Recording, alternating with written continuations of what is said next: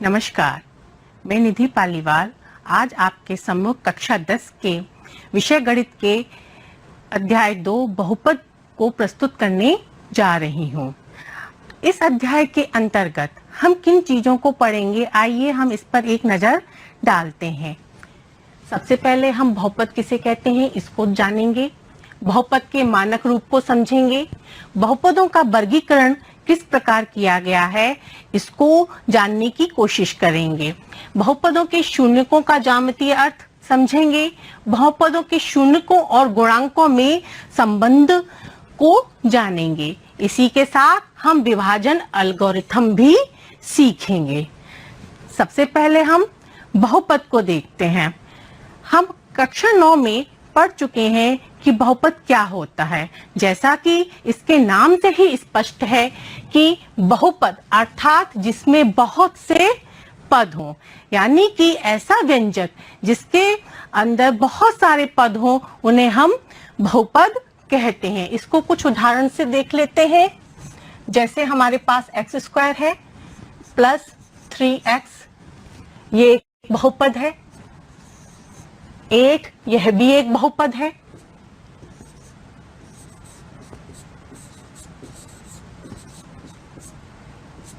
यह भी एक बहुपद है। यानी कि फिर से देखते हैं बहुपद किसे कहते हैं, यानी कि ऐसे व्यंजक जिसके अंतर्गत बहुत से पद हों उन्हें हम बहुपद कहते हैं। सबसे पहले अब हम बहुपद के मानक रूप को देखते हैं कि बहुपद का मानक रूप क्या है। बहुपद के हम px इस सिंबल से दिखाते हैं और इसको हम इस प्रकार परिभाषित कर सकते हैं।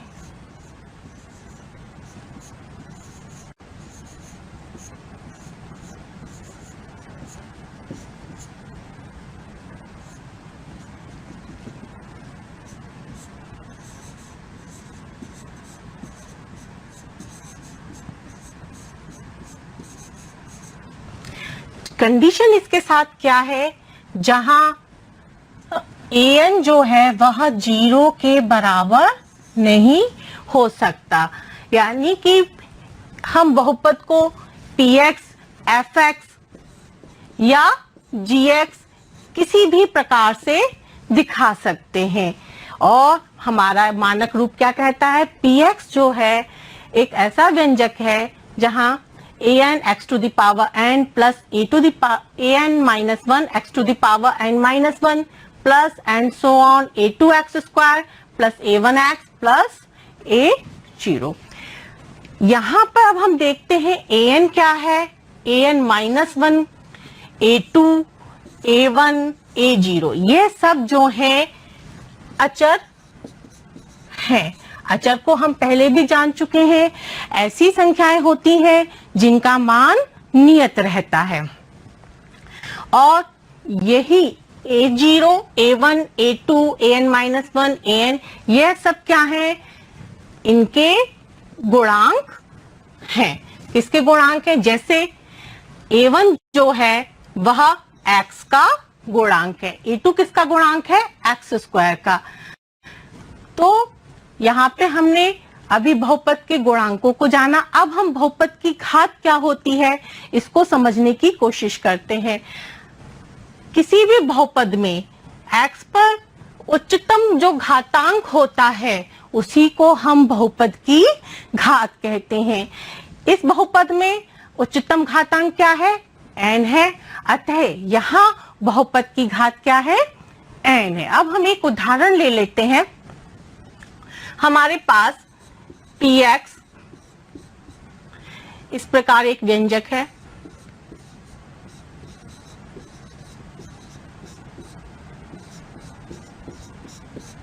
प्लस 1। अब हम देखते हैं इस बहुपद की घात क्या है। यहाँ पर देखिए x में सबसे बड़ी घातांक वाला पद कौन सा है, x4 है। तो इस पे घात कितनी है, 4। तो यही हमारे इस पूरे बहुपद की घात हो जाएगी।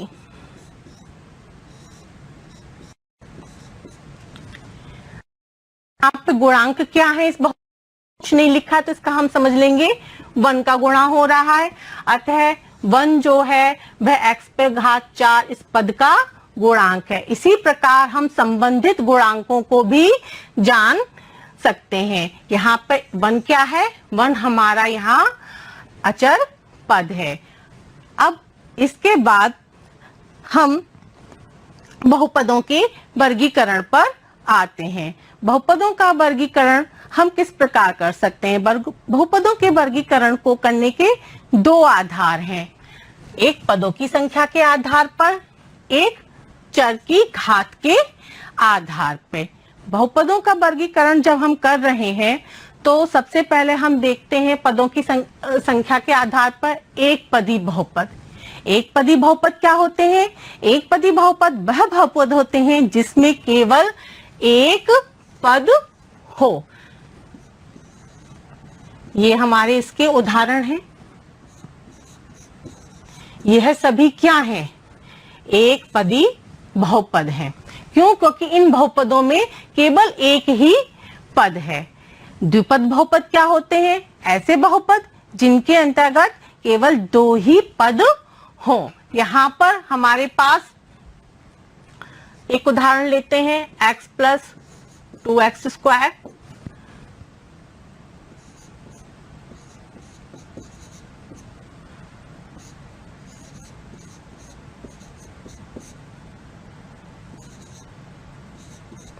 यह सभी क्या हैं? हमारे द्विपद बहुपद के उदाहरण हैं। क्यों? क्योंकि इन सभी बहुपदों में केवल 2 ही पद हमको दिख रहे हैं। अब हम शून्य बहुपद को देखते हैं।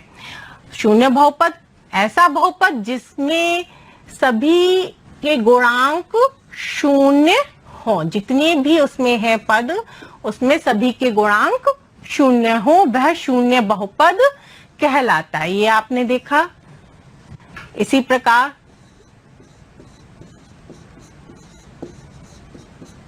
ये क्या है? शून्य बहुपद का उदाहरण है। अब जरा हम त्रिपद बहुपद को भी देखें। त्रिपद बहुपद आप लोग खुद अंदाजा लगा सकते हैं यहीं से। ऐसा बहुपद जिसमें केवल 3 ही पद होते हैं।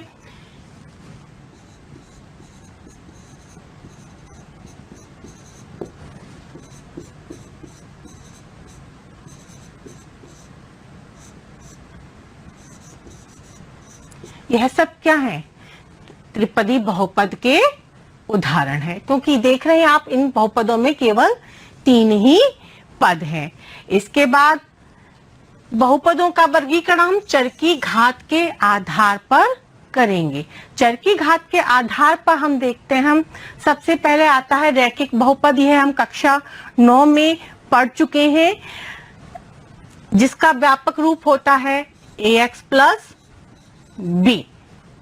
यहाँ पे कंडीशन साथ में क्या लगी हुई है? a जो है वह 0 के बराबर नहीं होना चाहिए। आइए इसके हम कुछ एक उदाहरण देख लें। जैसे 2x प्लस 3। यहाँ पर x पे घात क्या है? 1 है, इसलिए यह रैखिक बहुपद हो गया। यानी कि यहां से हम कह सकते हैं एक घात वाले बहुपद रैखिक बहुपद कहलाते हैं। इसके बाद हम द्विघाती बहुपद को देखते हैं। द्विघाती बहुपद जैसा कि नाम से ही स्पष्ट है, ऐसा बहुपद जिसमें घात 2 हो। इसका व्यापक रूप ax square plus bx plus c है। कंडीशन इसमें भी साथ में क्या लग रही है? a is not equal to 0। आप एक चीज देख रहे होंगे, हम दोनों ही जगह लिख रहे हैं कि a 0 के बराबर नहीं होना चाहिए। क्यों नहीं होना चाहिए? इसको पहले समझते हैं। अगर a 0 के बराबर हो जाएगा तो देखें क्या होता है, 0 इंटू एक्स प्लस बी। यह होते ही ये हमारे पास क्या बन गया? b, क्योंकि यह पद तो शून्य हो गया। तो यह अब रैखिक बहुपद रहेगा नहीं, क्योंकि इस बहुपद की घात 1 होगी ही नहीं। ठीक इसी प्रकार इसमें भी condition a is not equal to 0 लग रही है। क्यों? क्योंकि अगर जैसे ही a यहाँ पर 0 हो जाता है तो यह पूरा पद जो है वह शून्य हो जाएगा, अतः फिर यह द्विघाती बहुपद नहीं रहेगा। इसके बाद हम जरा त्रिघाती बहुपद देखते हैं। त्रिघाती बहुपद फिर से देखिए, नाम सिर्फ और सिर्फ आपको नाम देखना है। त्रि अर्थात 3, द्वि अर्थात 2। तो ऐसा बहुपद जिसमें की घात 3 हो उसको हम त्रिघाती बहुपद कहते हैं। त्रिघाती बहुपद ax³ plus bx² plus cx plus d। यहाँ पर भी कंडीशन क्या है, a जो है वह 0 के बराबर नहीं होना चाहिए। यह त्रिघाती बहुपद का व्यापक रूप है। आइए जरा हम द्विघाती बहुपद और त्रिघाती बहुपद के उदाहरण देख लेते हैं। x² माइनस 1 लिखा है, क्या यह द्विघाती बहुपद है? हाँ, यह द्विघाती बहुपद है, क्योंकि यहाँ पे x पे अधिकतम घात क्या आ जा रही है, 2। इस बहुपद की घात 2 है, तो यह एक द्विघाती बहुपद है। इसी प्रकार अगर देखें हम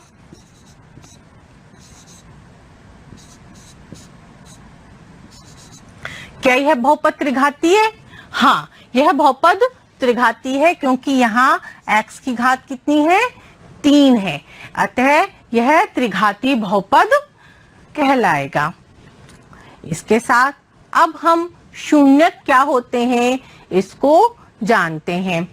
वास्तविक संख्या a किसी बहुपद px का एक शून्यक होती है यदि pa बराबर 0, यानी अगर हम x की जगह a रख दें उस बहुपद में तो हमें उस बहुपद का मान 0 मिल जाए।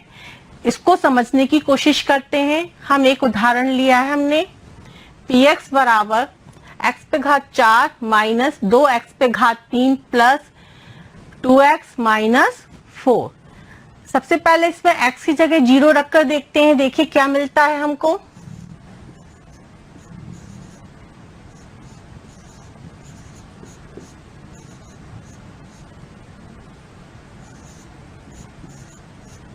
हमारे पास इसको हल करने पर -4 प्राप्त हो रहा है।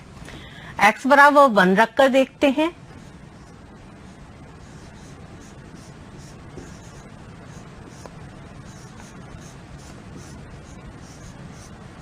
देखिए क्या मिलता है, 1 -2 प्लस 2 माइनस 4। इसको जब हम हल करते हैं तब हमको -3 प्राप्त होता है।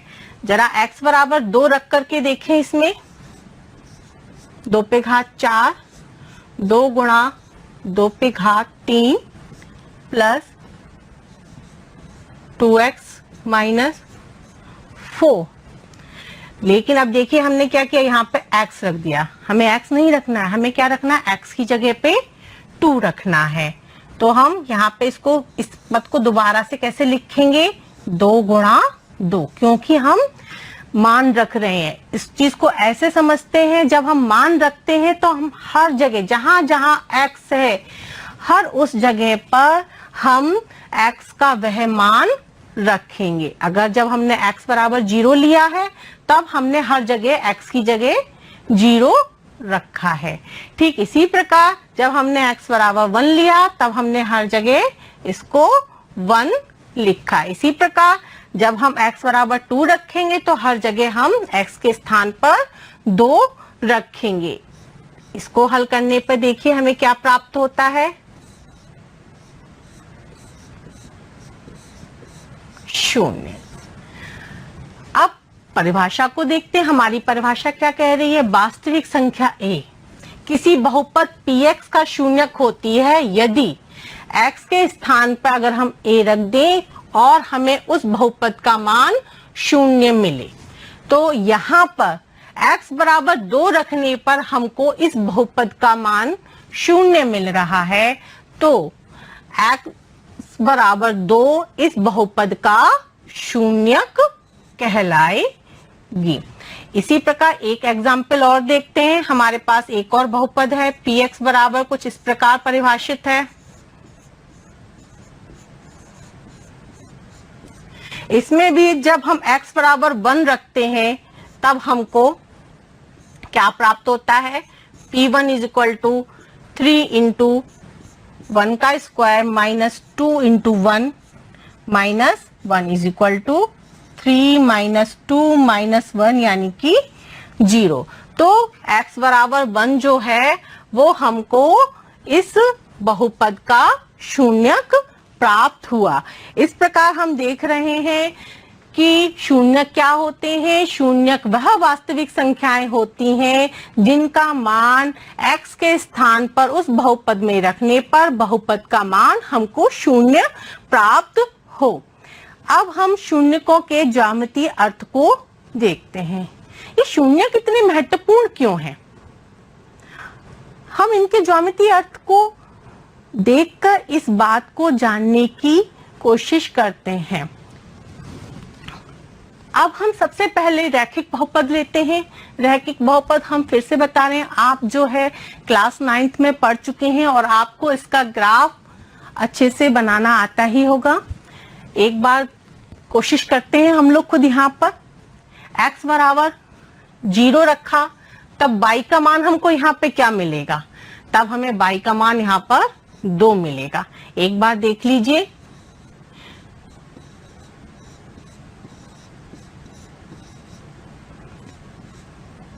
दो। इसी प्रकार जब हम y का मान 0 रखते हैं तब हमें x का मान क्या प्राप्त होता है, -2/3। अब इसका ग्राफ खींचने की हम कोशिश करते हैं। तो इसका ग्राफ हमको एक सरल रेखा मिलेगी इस प्रकार। देखिए पहले ये हमारी x एक्सिस है, ये हमारी y एक्सिस है, ये हमारा मूल बिंदु 0। इस पर आप बराबर दूरी पर नाप कर निशान लगाएंगे। इसी प्रकार हम यहां पर ले लेते हैं।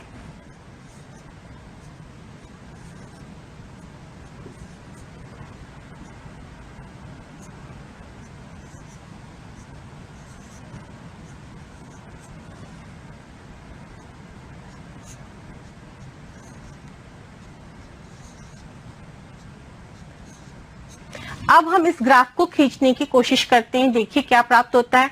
जब x का मान 0 है तब y का मान हमको कितना प्राप्त हो रहा है, 2। 2 कहाँ पे है हमारा, ये यहाँ पर है। इसको हमने पॉइंट बना लिया। इसी प्रकार जब हमने y का मान 0 रखा तब हमें x का मान कितना प्राप्त हो रहा है, -2/3, यानी कि इसका 2/3 हिस्सा। तो ये हमारा यहाँ पर प्राप्त होगा। अब हम इन दोनों बिंदुओं को मिलाते हुए एक सरल रेखा खींचने की कोशिश करते हैं। ये थोड़ी सी तिरछी आपको दिख रही है, लेकिन जब आप स्केल रख करके इसको मिलाएंगे तो यह एक सरल रेखा मिलेगी। अब यहाँ पर देख रहे हैं ये एक्स अक्ष को कितने बिंदुओं पे काट रहा है। यह एक्स अक्ष को केवल एक बिंदु पर प्रतिच्छेदित कर रहा है और इसका शून्यक भी हमको क्या प्राप्त हो रहा है, केवल एक शून्यक प्राप्त हो रहा है जब y का मान 0 होता है।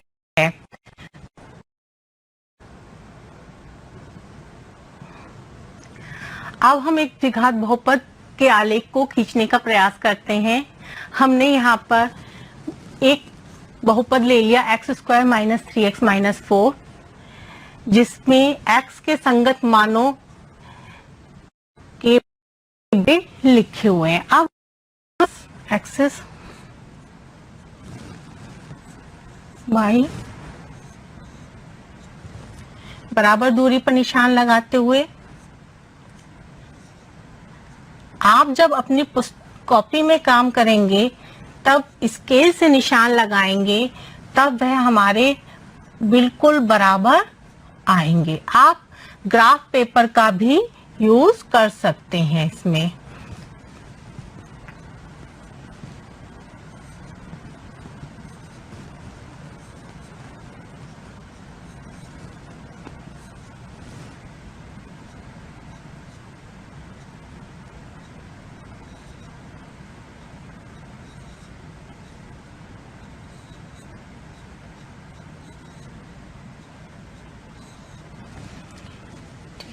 अब देखिए, सबसे पहले हमारे पास यहाँ पे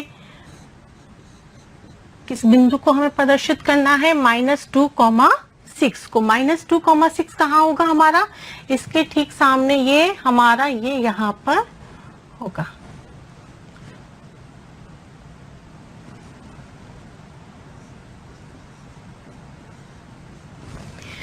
अब -1,0 हमें यहाँ पे प्राप्त होगा। इसको हम लिख देते हैं।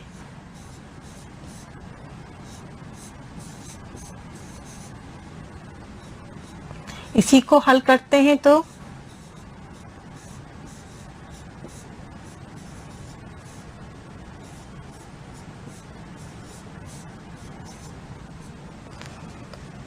यह, अब हमें इसकी तुलना इस व्यापक समीकरण से करनी है। व्यापक समीकरण से तुलना करनी है तो व्यापक समीकरण को भी हम इस रूप में लेकर के आते हैं। यह रहा हमारा व्यापक समीकरण, ax² + bx + c। अब हम इसमें a से हर पद में भाग दे दें तो हमें क्या प्राप्त होगा,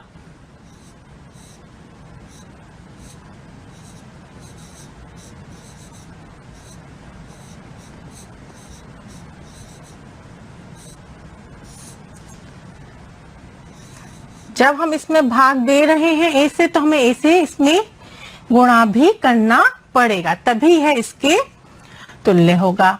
अब अगर हमें ये इसके शून्यक हैं तो यह इसके 0 के बराबर होगा। ठीक इसी प्रकार अगर हमें इसके शून्यक निकालने हैं तो हमें इसको भी 0 के बराबर लिखना पड़ेगा। तो देखिए ये हमें क्या प्राप्त हो रहा है यहाँ से,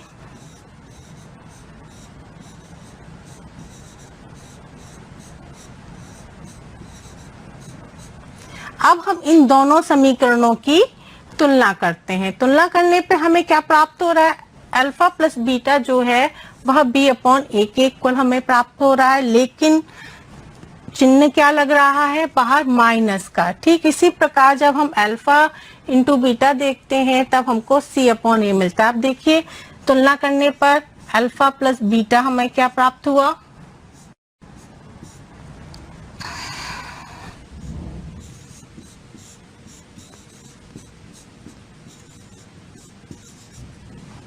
ठीक इसी प्रकार अल्फा इंटू बीटा हमको क्या प्राप्त हो रहा है तुलना करने पर, c/a। हमने तुलना किस आधार पर की है, देखिए x² का गुणांक यहाँ 1 है, यहाँ पर भी 1 है।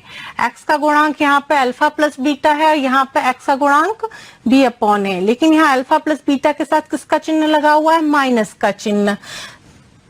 फिर इसी प्रकार अल्फा बीटा जब हम लेते हैं तो यह अचर पद है, यहाँ पर अचर पद हमारे पास क्या आ रहा है, c/a। तो यह हमको प्राप्त हुआ। तो हम यहाँ से देख सकते हैं शून्यकों का योग जो है वह x का गुणांक बटे x² का गुणांक और उसके आगे माइनस का चिन्ह, यानी कि -b/a रहेगा। शून्यकों का गुणनफल जो होता है वह हमारे अचर पद बटे x² का गुणांक अर्थात c/a रहेगा। अब हमने एक प्रश्न लिया x² - 2x - 8, इसके हमें शून्यक ज्ञात करने हैं और शून्यकों तथा गुणांकों के बीच के संबंध को भी की सत्यता को भी जांच करनी है। तो सबसे पहले हम क्या करेंगे, हमारा प्रश्न क्या है, बहुपद क्या है यहाँ पे, px बराबर x² - 2x - 8, इसके गुणनखंड करते हैं। गुणनखंड हम अपनी पिछली क्लास 9th में सीख ही चुके थे, तो हमारे इसके गुणनखंड क्या आएंगे, देखिए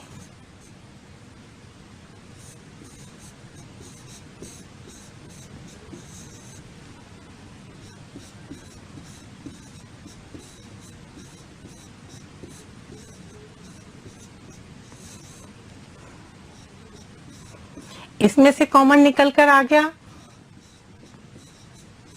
और इधर से 2 कॉमन आ गया,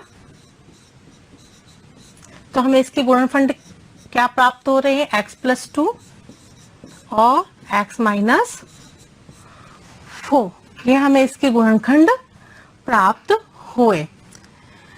तो अब यहीं से हमने देखिए इसके शून्य क्या होंगे, या तो x प्लस 2 बराबर 0 होना चाहिए या x माइनस 4 बराबर 0 होना चाहिए।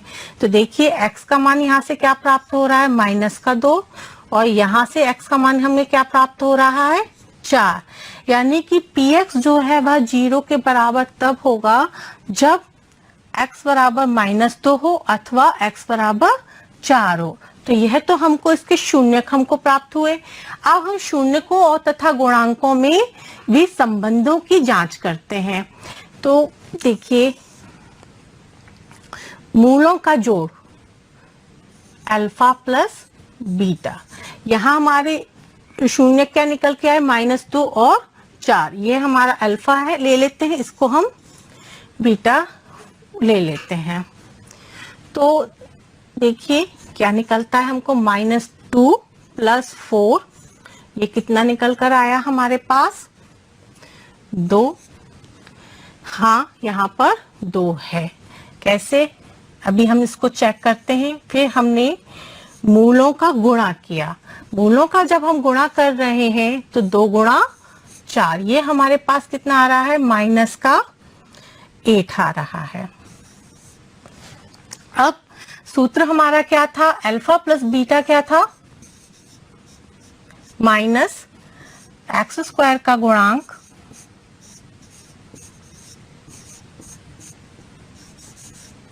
बटे x का गुणांक।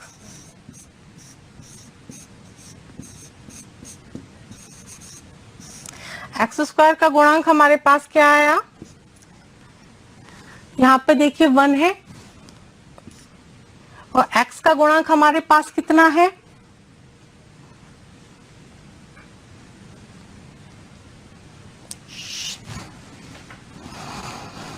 सॉरी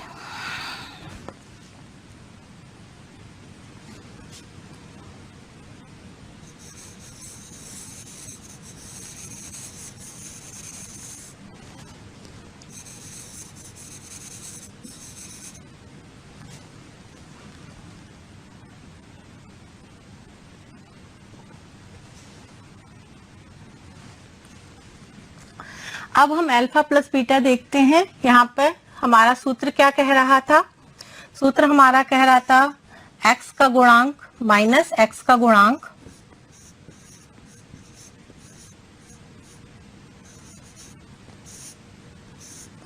बटे में x² का गुणांक। हमारे पास x का गुणांक कितना है यहाँ पर, 1 कि -2,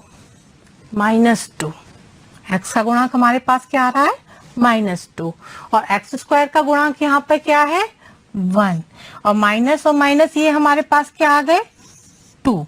तो अल्फा प्लस बीटा हमें कितना मिल रहा है, 2 सूत्र के हिसाब से। तो यहाँ पर भी शून्यकों के साथ हमने जब लेकर के देखा तो शून्यकों और गुणांकों के बीच के संबंध के हिसाब से यह हमको एक शर्त सही प्राप्त हुई। अब हम लेते हैं अल्फा बीटा, यानी कि सूत्र क्या कहता है, अचर पद बटे x² का गुणांक।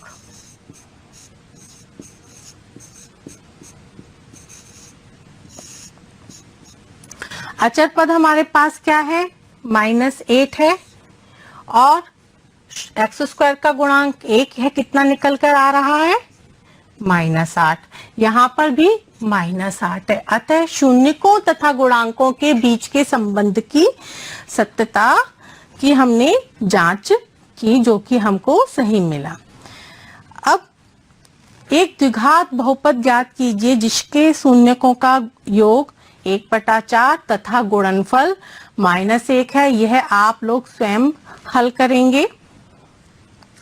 अब हम आते हैं बहुपदों के लिए विभाजन एल्गोरिथम पर। विभाजन एल्गोरिथम को समझने से पहले हम एक सवाल करते हैं। हमारे पास क्या है प्रश्न, 2x square plus 3x plus 1 को x प्लस 2 से हमें भाग देना है। देखिए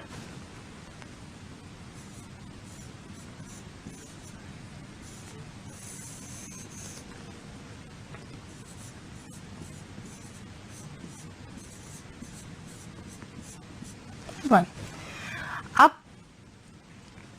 इसमें भाग दे रहे हैं, सबसे पहले 2x टाइम जाएगा तो हमको क्या प्राप्त हुआ, 2x स्क्वायर। जब हमने 2x का इसमें भी गुणा किया तो हमको क्या मिला, 4x।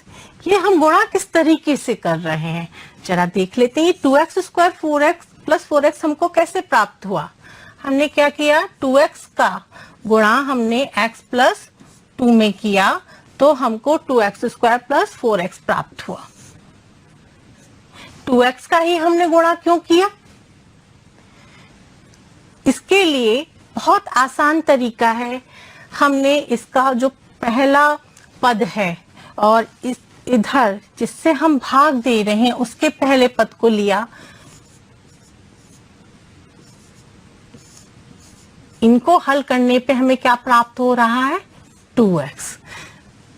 यहां से ये जो 2x मिला है इससे हमने इसके अंतर्गत गुणा किया है। अब घटाने पर देखिए हमें क्या प्राप्त हो रहा है, यह हमको 0 हो गया, यह हमारे पास माइनस का x आ गया और ये हमारे पास प्लस 1 आ गया। अब जो है हम क्या करेंगे, इससे हम भाग देंगे x बराबर -1 से। जैसे ही हम x बराबर -1 से जब करते हैं भाग तो देखिए हमें क्या प्राप्त होता है, -x माइनस का 2।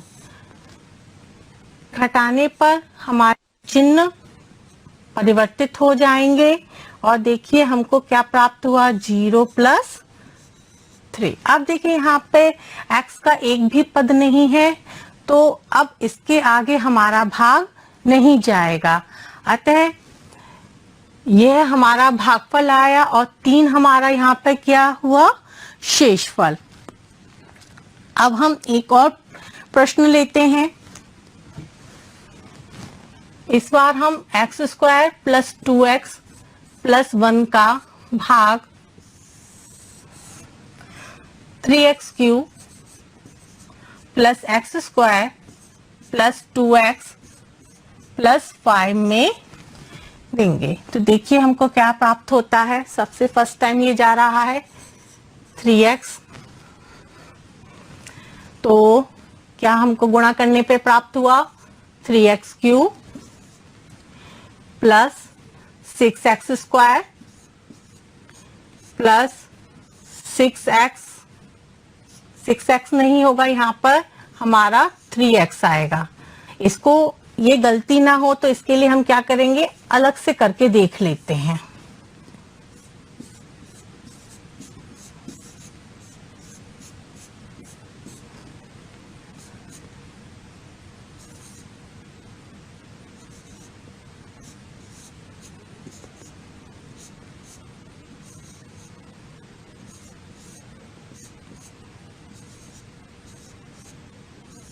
ये हमको प्राप्त हो गया।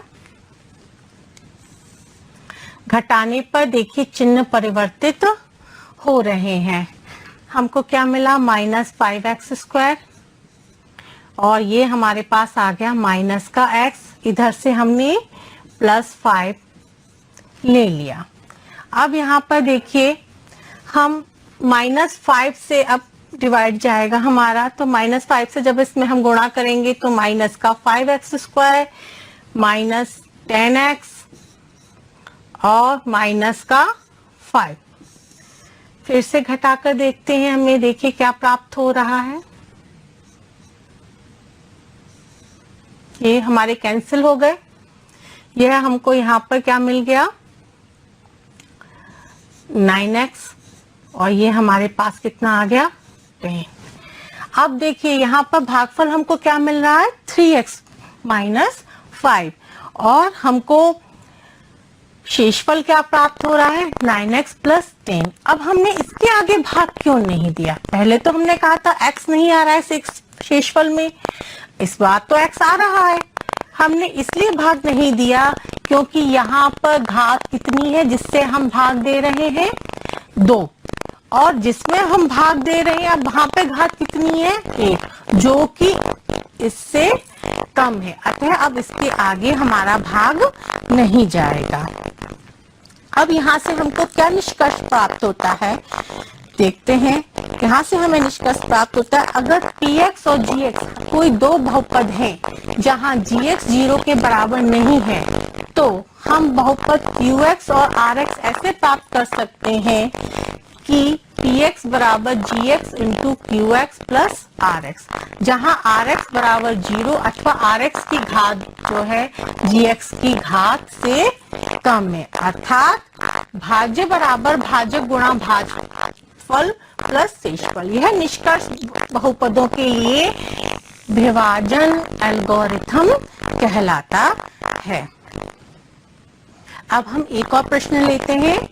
इसके में हम भाग के साथ साथ विभाजन एल्गोरिथम की सत्यता की भी जांच करेंगे, लेकिन इसमें एक चीज का ध्यान दीजिएगा, ये दोनों ही जो बहुपद दिए गए हैं दोनों ही मानक रूप में नहीं लिखे हुए हैं। तो सबसे पहले हम इनको मानक रूप में बनाएंगे। तो देखिए हमें क्या मिलता है मानक रूप में लिखने पर। असल में पहले हम लिख लेते हैं हमारा बहुपद क्या था 3x square minus x cube minus का 3x प्लस 5। अब हमको यहाँ पे देखिए मानक रूप में जब हम लिख रहे हैं तो सबसे पहले x की घात सबसे ज्यादा वाला पद आगे आएगा। यहाँ पे हम मानक रूप अवरोही क्रम का ले रहे हैं जहाँ घातें घटते हुए क्रम में रहेंगी।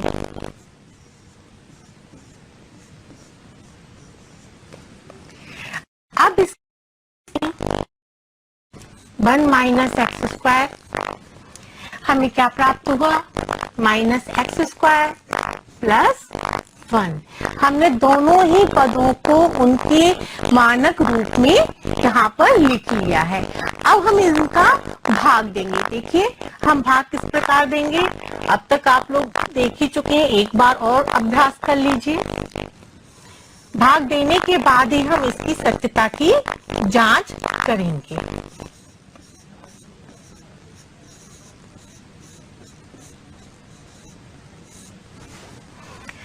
अब सबसे पहले यह पद भाग जाएगा, किससे जाएगा x से जाएगा। हम आपको पिछले प्रश्नों में बता ही चुके हैं ये किस प्रकार हम ज्ञात करते हैं।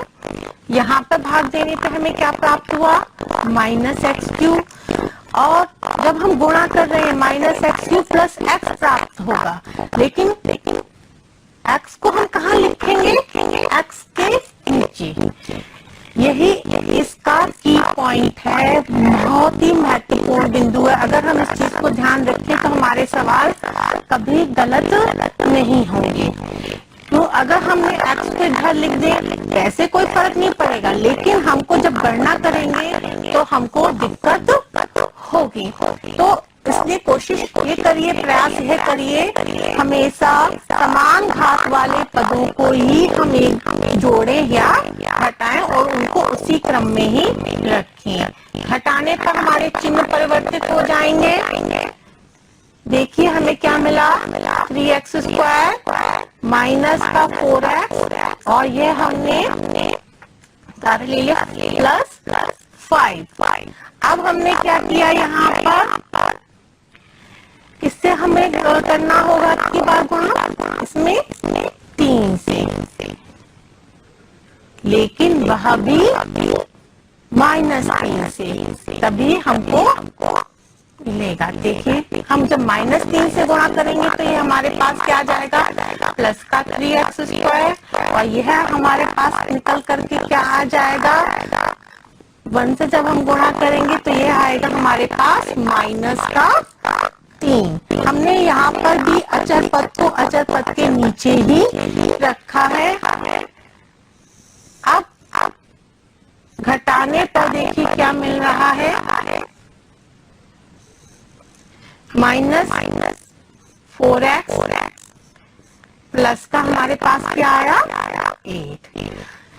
यह हमारा भागफल हमको प्राप्त हुआ और यह हमारा यहाँ पर शेषफल। अब सत्यता की हमको इसकी जांच करनी है, तो इसके सत्यता की जांच करने के लिए देखिए हम पहले यह जो भागफल हमको प्राप्त हुआ है उसका गुणा करेंगे जिससे हम भाग देते हैं।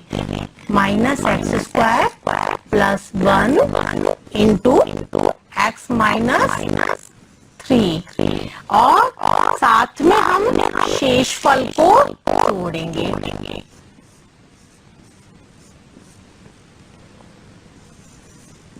देखिए क्या प्राप्त होता है हमको। गुणा कर किया हमने, माइनस का x³ प्लस का x माइनस का 3x² और माइनस का 4x प्लस का 8। अब देखिए माइनस का x³ ही रहेगा हमारे पास और इसमें एक चीज रह गई हमने गुणा करने पर। देखिए 3 का जब हमने 1 में गुणा करेंगे तो हमको 3 और प्राप्त होगा। यानी कि हमने क्या किया, x का जब -x² में गुणा किया तो हमें -x³ प्राप्त हुआ। x का गुणा जब हमने 1 में किया तो हमें x प्राप्त हुआ। -3 का गुणा जब हमने -x² में जब हम करते हैं तो हमको प्लस का 3x² प्राप्त होता है। और जब हम -3 का गुणा जब हम 1 में करते हैं तब हमको यहाँ पर -3 प्राप्त होगा। इस चिन्ह को हम यहाँ से हटाते हैं और इसकी जगह हम बीच में यहाँ पर माइनस लगाएंगे। ऐसी गलती आप सभी से हो सकती है। इसके लिए हमें क्या ध्यान रखना होगा, हमें सिर्फ इस एक चीज का ध्यान रखना होगा, जब भी हम गुणा करें तो हम गुणा को अलग से लिखें। जब हम अलग से लिख लेते हैं तो हमारी गलती नहीं होती है। देखिए फर्स्ट इसका हमने गुणा इधर किया, -x³ हमें प्राप्त हुआ, तो ये हमें प्लस का x प्राप्त हुआ। माइनस का जब हमने इसके साथ गुणा किया तो माइनस का 3x² और प्लस 1 इंटू -3, यह हमको क्या प्राप्त हुआ, माइनस का 3। अब देखिए हमें क्या प्राप्त हो रहा है, -x³ plus x plus 3x² minus का 4x प्लस 8 माइनस 3। यही लाइन हमने दोबारा से लिख ली है जिससे हमें स्पष्ट रूप से गणना करने में आसानी हो। माइनस का x³ लिया। अब इसके बाद हमने इससे कम घात वाला पद क्या था हमारा 3x²। इसमें कहीं और कोई 3x² वाला पद है नहीं है, तो ये ऐसे ही आ जाएगा। अब हमारे पास प्लस का x है और माइनस का हमारे पास 4x है, तो ये कितना आ गया हमारे पास, माइनस का 3x हल करने पर। इसके बाद 8 में से जब 3 जा रहे हैं तो हमें क्या प्राप्त हो रहा है, 5। यानी कि जिसमें हमने बहुपद में भाग दिया था वह हमको प्राप्त हो गया। अतः हम यहाँ पर कह सकते हैं कि विभाजन एल्गोरिथम की जो सत्यता थी, जो उसकी जो प्रमेय थी, वह हमारी सिद्ध हुई। इसके बाद आप अपनी प्रश्नावली में दिए हुए सवालों को हल करिए और इसका बार बार अभ्यास करें। और जहाँ कहीं कोई दिक्कत आए तो आप अपने टीचर से प्रश्न पूछ सकते हैं। धन्यवाद।